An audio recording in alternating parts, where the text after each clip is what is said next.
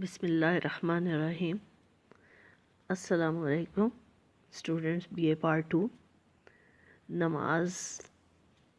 کے احکام میں سفر کی نماز جسے قصر نماز کہتے ہیں، پچھلے چیپٹر سے یہ ٹاپک چل رہا ہے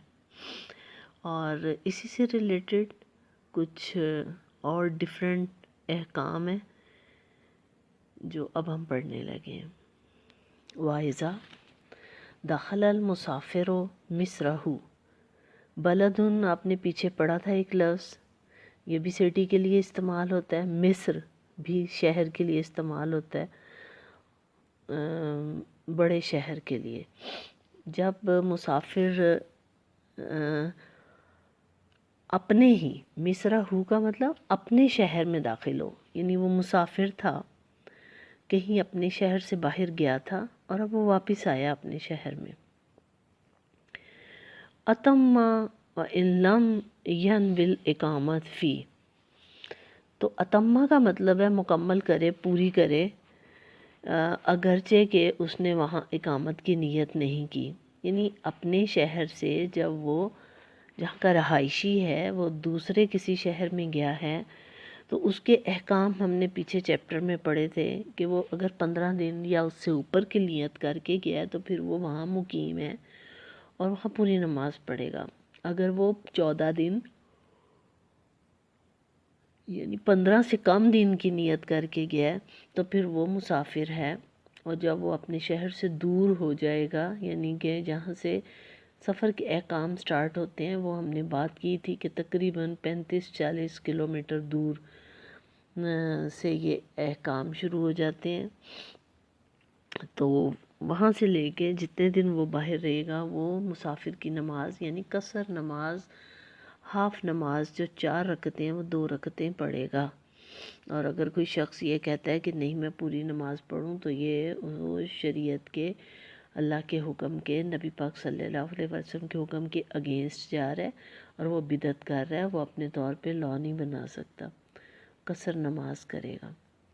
اب بات یہ ہے کہ جب وہ وہاں سے واپس اپنے شہر آیا ہے تو چاہے اب دوبارہ وہ کہے کہ میں 2 دن رہوں گا اور پھر کہیں چلا جاؤں گا، تو یا 3 دن رہوں گا تو پھر کہیں چلا جاؤں گا، تو اب وہ اپنے شہر میں جہاں رہائشی ہے وہاں آیا ہے تو چاہے تھوڑے دن کے لیے آئے یا زیادہ دن کے لیے وہاں پوری نماز پڑھے گا، تو اگرچہ اقامت کی نیت نہ کرے پھر بھی پوری نماز پڑھے گا۔ یہاں تک بات ختم ہو گئی۔ وَمَنْ كَانَ لَهُ وَطَنٌ فَانْتَقَلَ عَنْهُ وَاسْتَوْطَنَ غَيْرَهُ ثُمَّ سَافَرَ، اور جس کا کوئی وطن ہے، یعنی کوئی شہر ہے، ملک ہے جہاں پہ وہ رہتا ہے اور وہ وہاں سے منتقل ہو جائے، فَانْتَقَلَ وَمَنْ كَانَ لَهُ وَطَنٌ، جس کا کوئی وطن ہو یعنی جہاں کا وہ رہائشی ہے اس کو وطن کہتے ہیں، فَانْتَقَلَ پھر وہ وہاں سے منتقل ہو گیا، انہو وَاسْتَوْطَنَ اور کسی اور جگہ کو اپنا وطن بنا لیا، جیسے کہ لوگ دوسرے سٹی، دوسرے پروونس یعنی دوسرے شہر، دوسرے صوبے، دوسرے کنٹری، ملک میں چلے جاتے ہیں تو وہاں پہ مستقل رہنے لگ جاتے ہیں،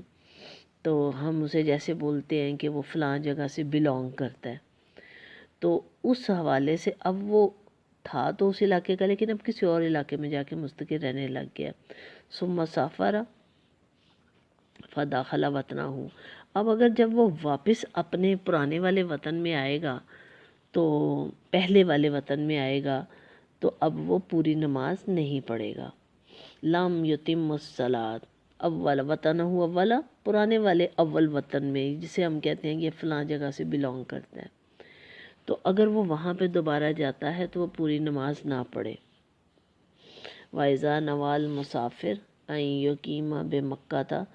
وَمِنَىٰ، اب اس کی ایک ایگزامپل دی جا رہی ہے کہ جب ایک مسافر نیت کرتا ہے کہ وہ قیام کرے گا مکہ میں اور منیٰ میں، مکہ اور منیٰ کا کافی ڈسٹینس ہے، مکہ الگ جگہ ہے، منیٰ الگ جگہ ہے،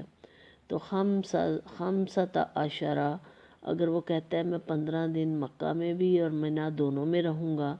لم یتم الصلاۃ والجمع بین الصلاتین،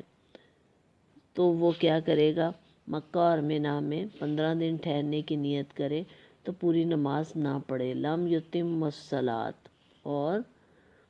پوری نماز نہ پڑھے، یعنی قصر نماز ہی پڑھے۔ لیکن اگر وہ یہ ارادہ کرتا ہے کہ میں 15 دن مکہ میں رہوں گا، اور جب 15 دن مکہ میں رہ لے پھر وہ آگے چاہے ارادہ کرے کہ اب میں کتنے دن مینا میں رہنا ہے یا کہیں اور،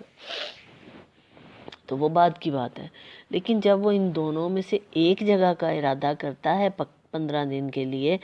تو پھر وہ مقیم ہے، پھر وہ پوری نماز پڑھ سکتا ہے۔ جب وہ دونوں کے بارے میں ڈاؤٹ میں آ جاتا ہے کہ کتنے دن ادھر کتنے دن ادھر، یعنی ڈیفرنٹ شہروں میں، اگر اسی طرح مدینہ کا کہتا ہے کہ میں مکہ اور مدینہ میں اتنے دن ٹھہروں گا، تو وہ اس طرح نماز پوری نہیں پڑھے گا، وہ قصر ہی پڑھے گا، کیونکہ اسے پتہ ہی نہیں۔ اب جیسے ہم یہاں سے عمرہ کرنے جاتے ہیں تو 5 دن، کوئی 10 دن مکہ میں رہتے ہیں، 8 دن مدینہ میں رہتے ہیں، تو اس طرح یہ مکس ہو جاتا ہے۔ والجمع بین الصلواتین للمسافر یجوز فعلا، اور فعل کے لحاظ سے مسافر 2 نمازیں جمع کر سکتا ہے، جائز ہے یہ فعل کے حوالے سے۔ ولا یجوز وقتاً و تجوز صلاۃ، اور مگر وقت کے لحاظ سے جائز نہیں ہے۔ ولا یجوز وقتاً، یہاں تک ایک بات مکمل ہو گئی ہے، یعنی کہ یا سٹیپس میں باتیں آ رہی ہیں، ان کے آپ پوائنٹس بنا لیا کریں، جیسے پہلے ہم نے پیچھے باتیں کی ہیں، اور اس کے بعد اب ہم مینا اور مکہ اور مدینہ اس طرح کی بات کی ہے کہ جب ڈیفرنٹ شہروں میں کہیں کہ 15 دن، تو وہ بھی پھر نیت میں ڈاؤٹ آ جاتا ہے، کنفیوژن رہتی ہے، اور ایسا شخص بھی پوری نماز نہیں پڑھے گا۔ تو اس طرح اگر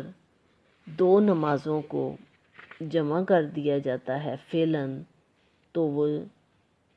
جائز ہے، اور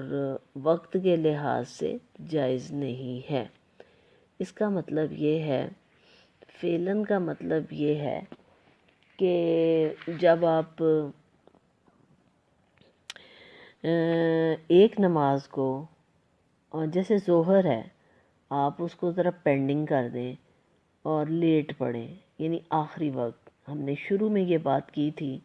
کہ ہر نماز کے 3 ادوار ہوتے ہیں، ایک پہلا حصہ ہوتا ہے جسے کہ اول ٹائم نماز کا کہتے ہیں جب اذان دی جاتی ہے، اس کے بعد ایک وسط ٹائم ہوتا ہے، درمیانہ ٹائم، اس کے بعد ایک آخری ٹائم ہوتا ہے۔ تو جب اگر ایک شخص کوئی اپنی نماز کو، کسی بھی نماز، جیسے ظہر کی نماز کو پہلے 2 وقتوں میں نہیں پڑھتا، آخری وقت میں پڑھتا ہے، اور ساتھ ہی اگلی نماز کی اذان ہو جاتی ہے، اس کا اول وقت سٹارٹ ہو جاتا ہے،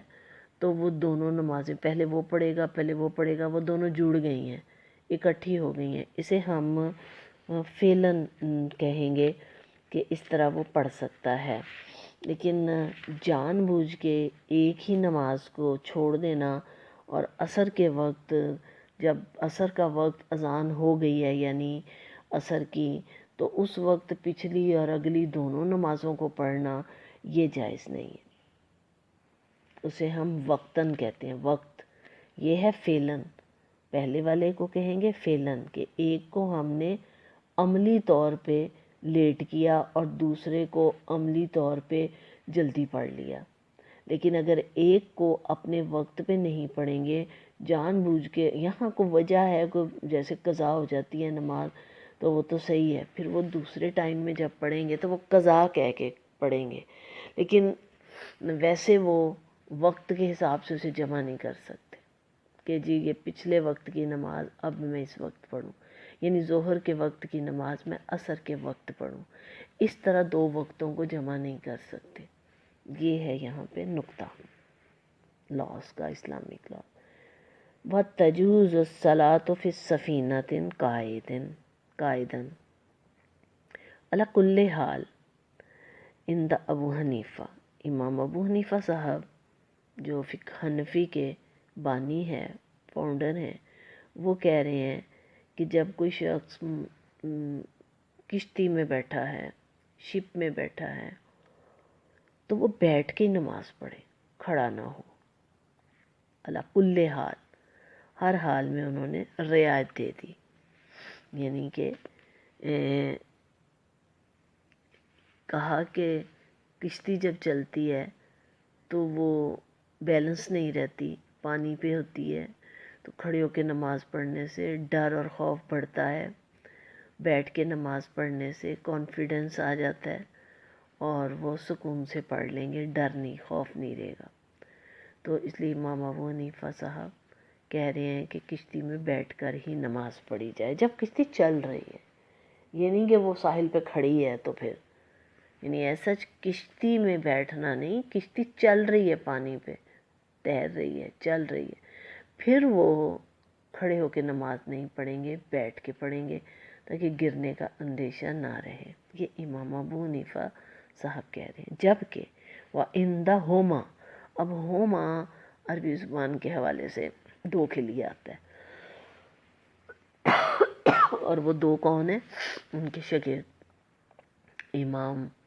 ابو یوسف اور امام محمد، جنہیں ہم صاحبین کہتے ہیں۔ اب وہ دو کیا کہتے ہیں شاگرد اپنے استاد سے تھوڑا سا فرق۔ اب میں نے آپ کو شروع میں ہی بتا دیا تھا کہ جب آئمہ صاحبان کوئی اختلاف کرتے ہیں تو یہ اختلاف کوئی لڑائی جھگڑا جیسے محلے میں ہم رشتہ داروں میں اور ادھر ادھر کر رہے ہوتے ہیں وہ مراد نہیں ہوتی، یہ لاز میں فلیکسیبلٹی اس سے مراد ہے، اور وہ یہ کہ ہر کوئی اپنا کوئی نہ کوئی پوائنٹ کہیں لنک کر رہا ہوتا ہے نبی پاک صلی اللہ علیہ وآلہ وسلم کے عمل سے، قرآن سے، صحابہ کے عمل سے، اور پھر فیزیبلٹی،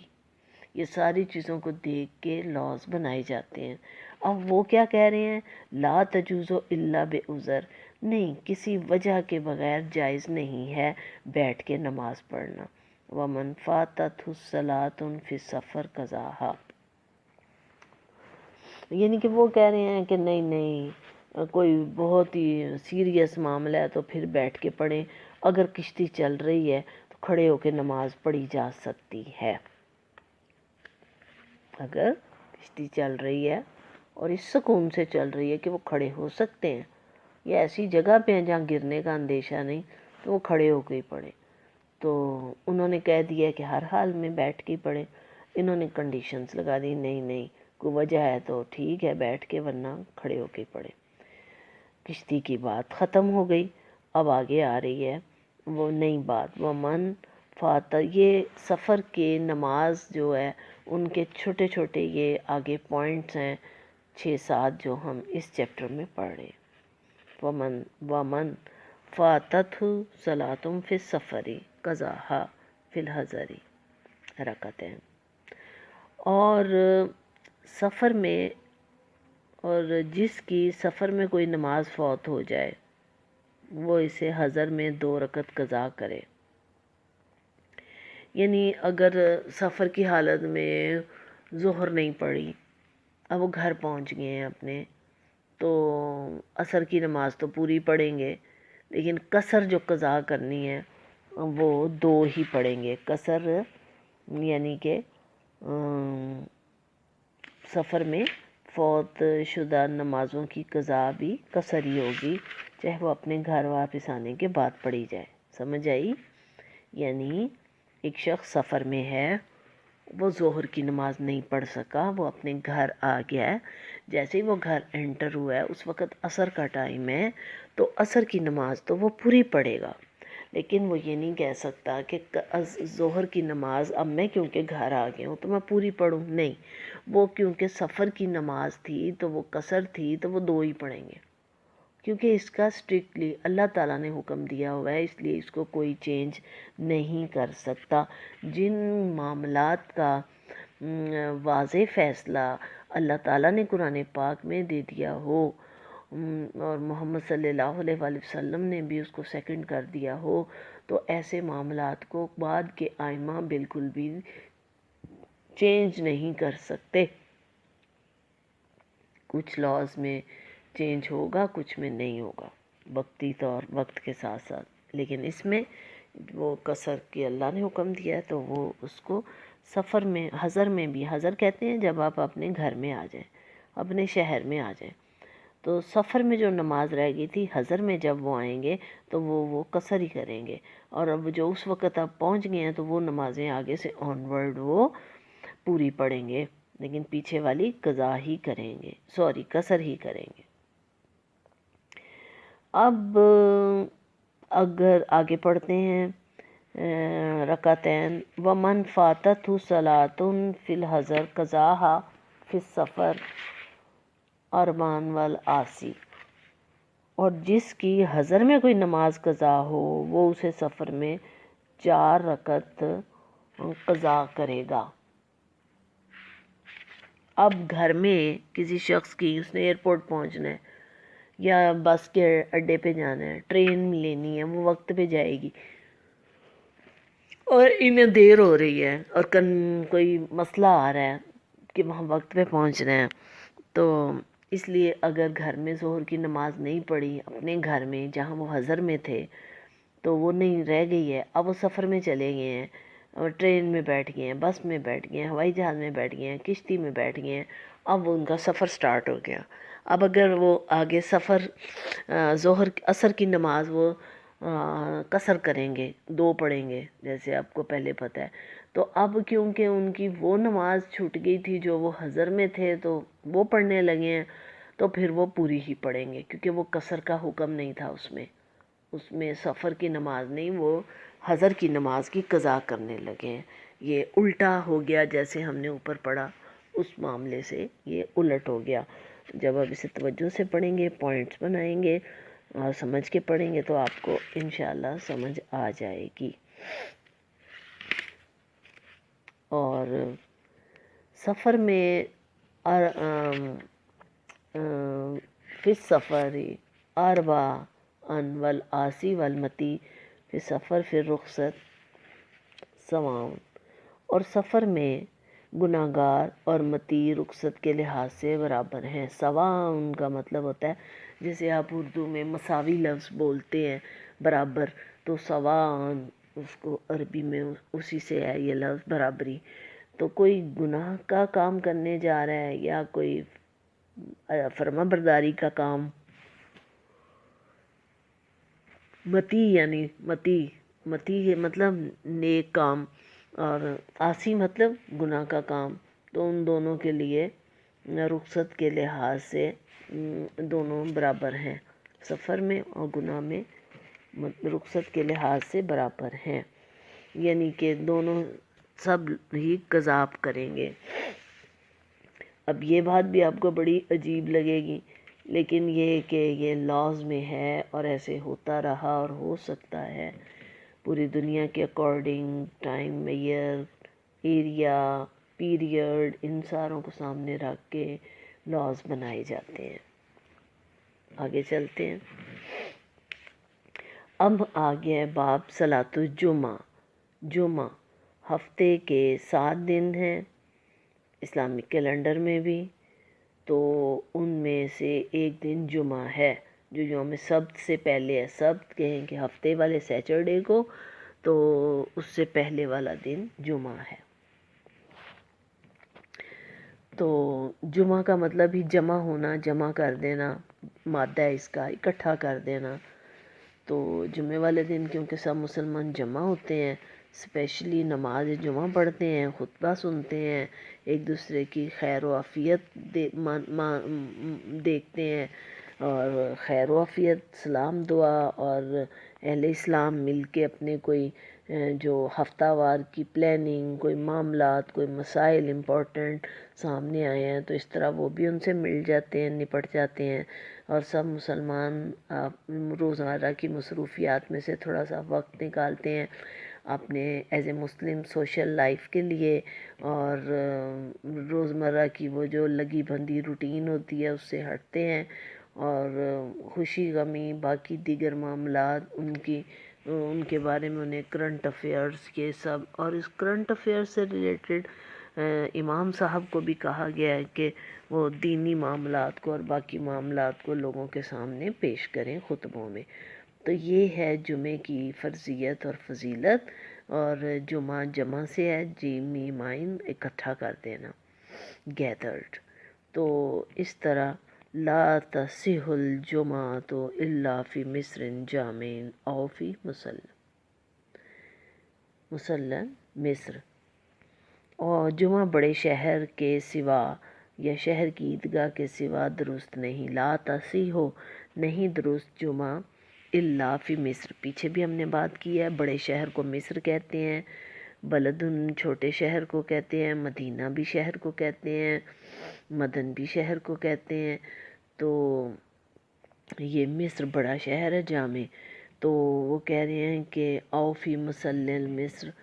تو وہ کہہ رہے ہیں جمعہ بڑے شہر کے سوا، الا کا مطلب پھر سوا کے لیے آ جاتا ہے کہ بڑے شہر جو ہیں جمعہ بڑے شہر کے سوا یا شہر کی عیدگاہ کے سوا صحیح نہیں ہے. یعنی جو عیدگاہ مطلب جہاں لوگ اکٹھے ہوتے ہیں وہیں پہ جمعہ ہونا چاہیے. چھوٹی چھوٹی مسجدوں میں جہاں تھوڑے لوگ آئے وہاں جمعہ نہیں، جمعہ اکٹھے بڑی مسجدوں میں پڑھنا چاہیے. ولا تجوز فی القریٰ. قریٰ کہتے ہیں بستی، چھوٹی بستی، دیہات،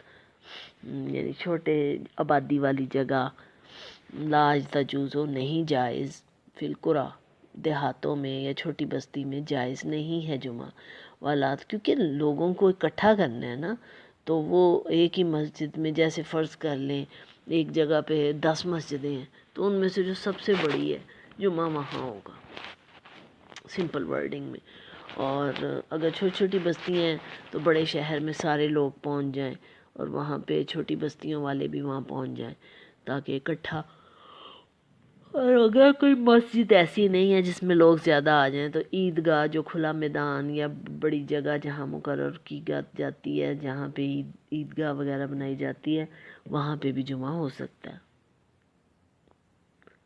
ولا تجوز اقامتها الا للسلطان.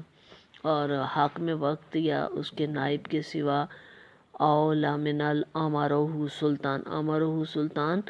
جس کو سلطان حکم دے، یعنی یا تو سلطان یعنی حکمران جسے آپ امیر المومنین، ہیڈ آف اسٹیٹ،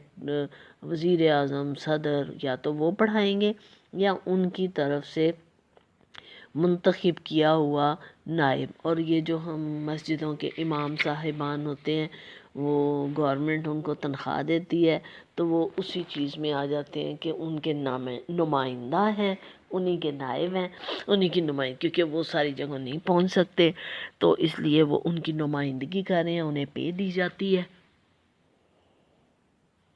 امارہ ان کے حکم پر، یعنی یا تو سلطان خود پڑھائے، اقامت جائز نہیں ہے سوائے سلطان کے، او لمن امارہ یا جس کو وہ حکم دے یعنی سلطان. ومن شرائطها الوقت فتصح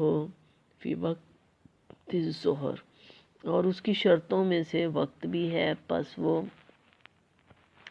ظہر کے وقت میں صحیح ہوتا ہے. یعنی کہ شرائط یعنی جمعہ آپ دیکھ رہے ہیں اس کی آخر پہ تائے تانیث ہے.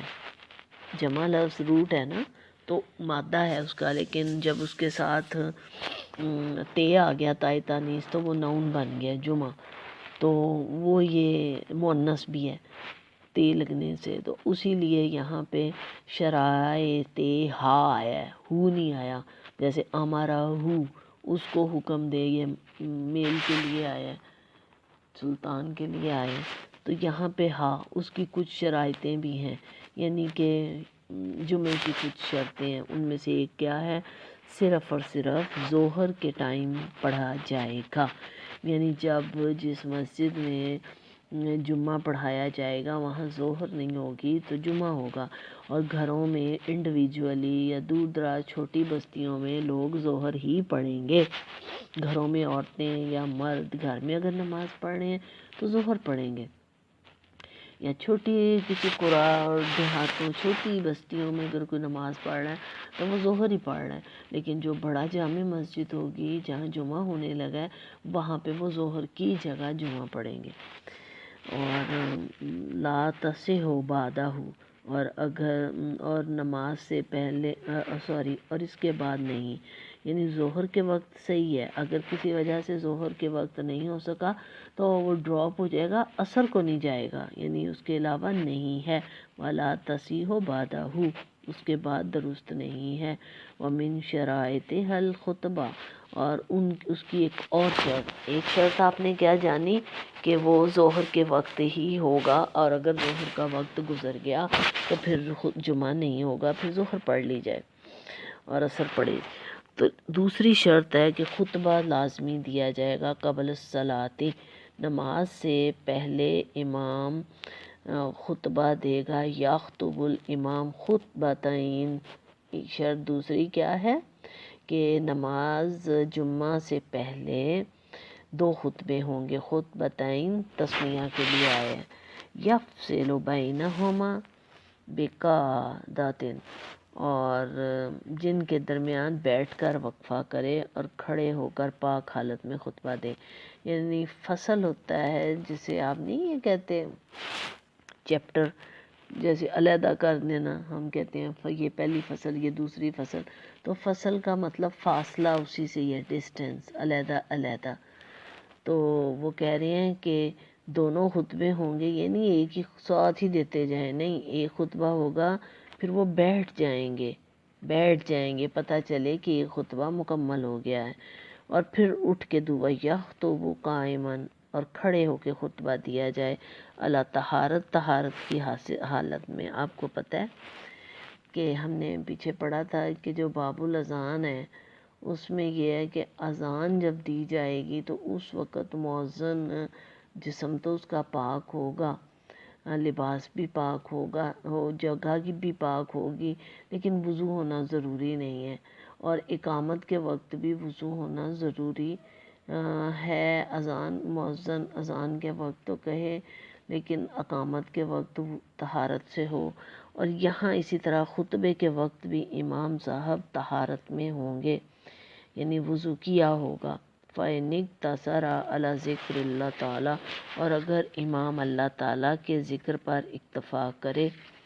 اقتصارہ کا مطلب ہوتا ہے مختصر، قصر یعنی وہی کمی، جیسے قصر نماز کا لفظ ہے یہ وہی ہے، اسی سے بنا ہے، اکتفا کرے۔ فَإِنْ اقْتَصَرَ عَلَى ذِكْرِ، اگر صرف اللہ تعالیٰ کا ذکر ہی کرتے تو جائز ہے۔ ایک تو یہ ہے نا کہ کوئی وصیحت، کوئی نصیحت، کوئی وعظ، اور کوئی چیز ٹاپک پہ بات کرنا، کوئی چیز سکھانا، ایک تو وہ ہے نا، لیکن اگر وہ صرف اللہ کا ذکر کر دیتا ہے، باقی ڈیٹیل نہیں بتاتے تو پھر بھی جائز ہے۔ امام ابو حنیفہ صاحب کہہ رہے ہیں۔ وقالا، اب پھر دونوں شاگرد کہہ رہے ہیں، قالا تثنیہ کا صیغہ ہے، صاحبین امام ابو یوسف، امام محمد، ان کے شاگرد، وہ کہنے لگے ہیں لا بد من ذکر طویل یسمى خطبۃ، صاحبین نے کہا کہ لمبا ذکر ضروری ہے جسے خطبہ کہا جا سکے۔ خطبہ مین لیکچر ٹائپ، یعنی کہ ایڈریس کہہ لیں تو خطاب سے ہے نا خطبہ۔ وہ کہہ رہے ہیں شاگرد نہیں، صرف ذکر الہی نہیں، اللہ کا ذکر نہیں، کچھ اور بھی زیادہ بولے جس کو ہم خطبہ یا ایڈریس کہہ سکیں، خطاب کہہ سکیں۔ فَإِنْ خَطَبَ قَائِدًا،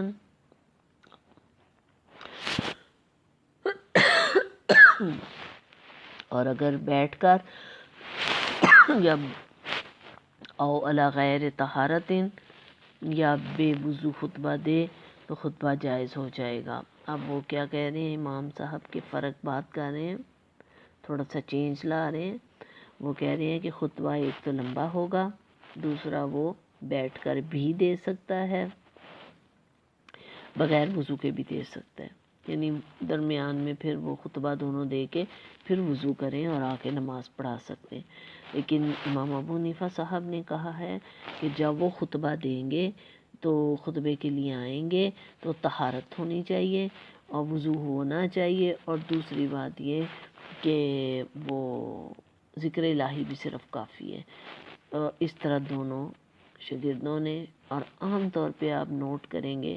امام ابو حنیفہ صاحب ایک طرف اکیلے ہوتے ہیں اور ان کے دونوں شاگرد جو ہیں وہ ان کی رائے ایک جیسی ہوتی ہے.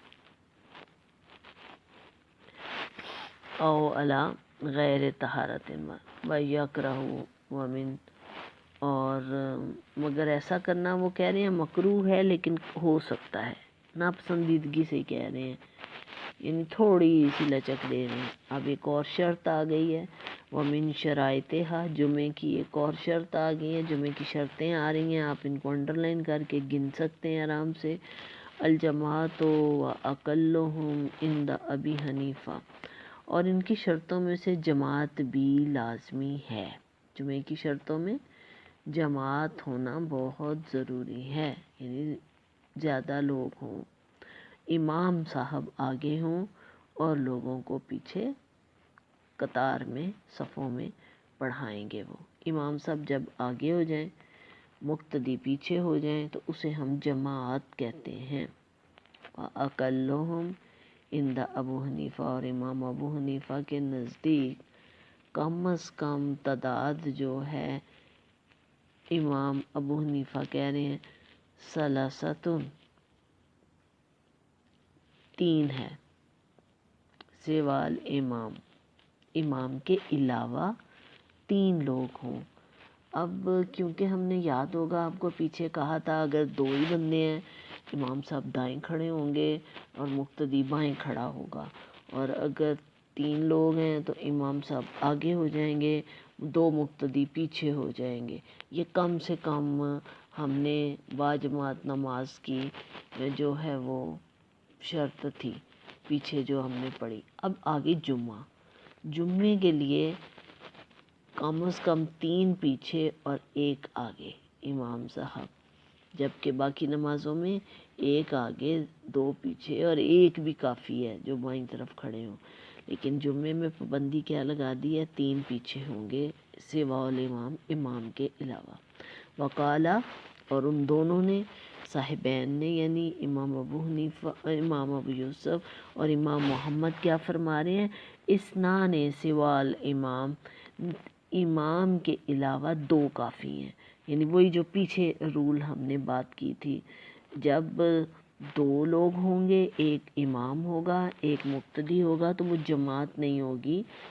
وہ ویسے ہی ایک بندہ دوسرے کے ساتھ نماز پڑھ رہا ہے اور بول رہا ہے اونچی، ہو سکتا ہے دوسرے کو نہ آتا ہو، یا ایک وہ کہتا ہے چلیں ایک آپ پڑھائیں تو میں پڑھوں، اس صورت میں امام صاحب دائیں کھڑے ہوں گے اور مقتدی بائیں. لیکن جب 2 مقتدی ہوں گے تو امام صاحب آگے ہو جائیں گے اور وہ 2 پیچھے ہوں گے، تو اب یہ جماعت ہو گئی. اسی طرح اسی اصول کے تحت جو صاحبین ہیں امام ابو حنیفہ رحمۃ اللہ علیہ کے شاگرد دونوں، وہ کہہ رہے ہیں اتنا ہی یہاں بھی کافی ہے، 3 لوگ 1 امام 2 پیچھے. لیکن امام ابو حنیفہ صاحب نے کیا کہا ہے کہ نہیں، جمعے میں تھوڑا فرق ہوگا، 1 آگے ہوگا امام اور پیچھے 3 لوگ ہونے ضروری ہیں. یجہر امام بقراءتہ فی رکعتین، اور امام دونوں رکعتوں میں با آواز بلند قرات کرے. رکعتین، جمعے کی جو 2 رکعتیں ہیں ان میں یجہر، اونچی آواز سے قرات. آپ کو یاد ہوگی یہ بات بھی، پیچھے ہم نے نمازوں میں جب پڑھا تھا تو کہا گیا تھا کہ فجر میں، فجر میں، مغرب میں اور عشاء میں پہلی 2 رکعتوں میں اونچی قرات کی جائے گی، جبکہ ظہر اور عصر میں قرات جوہری یعنی کہ جوہری نہیں کی جائے گی، بآواز بلند نہیں کی جائے گی. یہ کہا گیا تھا کہ خاموشی سے آہستہ سے قرات کی جائے گی، کیونکہ اس وقت دن کا ٹائم ہوتا ہے، شور شرابے کا ٹائم ہوتا ہے، تو جو عبادت ہے وہ خاموشی سے کی جائے گی. لیکن جمعے والے دن انہوں نے کہا ہے کہ قرات دونوں رکعتوں میں اونچی آواز سے کی جائے گی. وَلَيْسَ فِيهِمَا قِرَاءَةٌ سُورَةٌ بَيْنَهَا، اور ان میں کسی ایک ہی خاص صورت کو متعین کر کے پڑھنا ضروری نہیں ہے، یعنی ایک ہی آیت، ایک ہی صورت نہیں پڑھی جائے گی، دونوں میں الگ الگ صورتیں پڑھی جا سکتی ہیں۔ تو یہ آج کا ہمارا لیکچر یہاں پہ ختم ہوتا ہے۔ نیکسٹ انشاءاللہ جمعے سے ہی ریلیٹڈ کچھ چیزیں باقی ہیں وہ کل کے لیکچر میں ہوں گی، کیونکہ یہ 35 منٹ کا لمبا لیکچر ہو گیا۔ اللہ حافظ۔